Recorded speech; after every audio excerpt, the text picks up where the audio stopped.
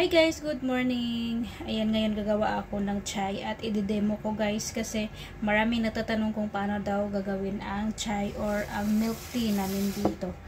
Kung ilan kayong iinom ng chai ay ganyan din ang sukat ng tubig kung powder milk yung ilalagay ninyo.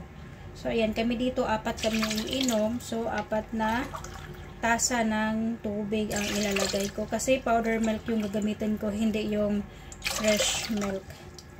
So, ayan. Kasi kapag hindi mo yan siya ma-measure ng maayos, guys, sayang. Sayang kapag sobra. Pero kung kulang naman, ay okay lang. Kasi pwede naman half cup yung iinumin mo. Ayan, nasa apoy na. At ngayon, lagyan lang natin ng mga seeds. Yung iba kasi, guys, sensitive yung tiyan nila. Gaya ko. Sobrang sensitive na ang tiyan ko, guys. Yung mga milky na pagkain, yung mga maraming gatas na pagkain, guys. Mag-alboroto talaga yung tiyan ko. So, ngayon, ay lagyan natin ng mga seeds para hindi mag-alboroto yung tiyan. Ito yung mga ilalagay ko dito para hindi mag-alboroto yung tiyan. Ito, fennel seeds. Kapag kumukulo talaga yung gatas, mabango siya guys.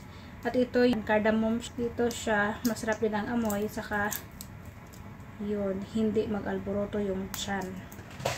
Yan, dati hindi talaga ako uminom ng gatas, pero dito nasanay ako kasi ito yung iniinom ng mga amo ko. At sa apat na tasang tubig guys ay ang ilalagay ko ay 4 na kutsara din na powder milk. Tapos mix mo lang. Kapag maglagay ka ng gatas guys, kailangan yung tubig hindi pa mainit or kumukulo. Yung medyo mainit pa lang siya pero hindi yung kumukulo talaga guys, kasi kapag kumukulo yung tubig saka mo siya lagyan ng gatas, hindi na ma-mix yung gatas, magkabuhol-buhol na yung gatas dyan. So yan siya.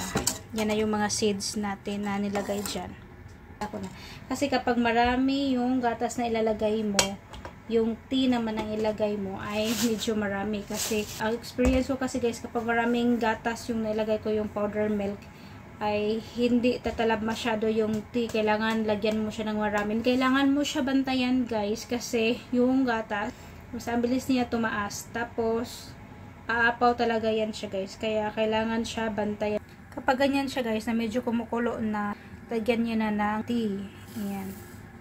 Sa akin, 2 stick na kutsara. Pero mamaya kapag kulang pa yan guys ay dagdagan ko lang. Kasi yung sa mga amo ko, gusto nila yung medyo dark talaga yung tea. Gusto nila yung strong talaga yung tea guys. Kayo na mag-adjust guys kung anong gusto niyo. Medyo light lang ba or dark. Yung mga amo ko gusto nila yung dark. Lalo na yung amo ko babae, gusto niya yung dark at saka konting gatas lang kasi diabetic patient sila. At yan na. Kumukulo na siya guys. At saka feeling ko okay naman siya. Hindi na siya kailangan dagdagan. At ayan guys, ready na ang chai or tea. Ayan, ganyan yung kulay na gusto ng mga amo ko. At dito na side, ito yung ginawa kong omelet na Pakistani style. Ayan. Meron siyang tomato, onion, at chili, tapos turmeric powder, chili powder, at salt, at 3 egg yung nilagay ko dyan. O, diba? Ang sarap tingnan. Kailangan strain yan. Kasi meron siyang yung mga seeds na nilagay ko, tapos yung tea, ma-strain siya. Yung tea at saka yung mga seeds, yan yung chai namin, at saka ito yung omelet na ginawa ko. Sobrang sarap niya tingnan. At saka kung gusto niyo lagyan ng asukal, lagyan niyo ng asukal guys. Pero sa amin hindi na namin yan lagyan ng asukal, lalo na yung mga amo ko kasi mga sugar patient sila or mga diabetic, kaya hindi sila maglagay ng sugar. At yan lang guys, kasi kakain na kami. At thank you for watching. Bye bye. God bless everyone.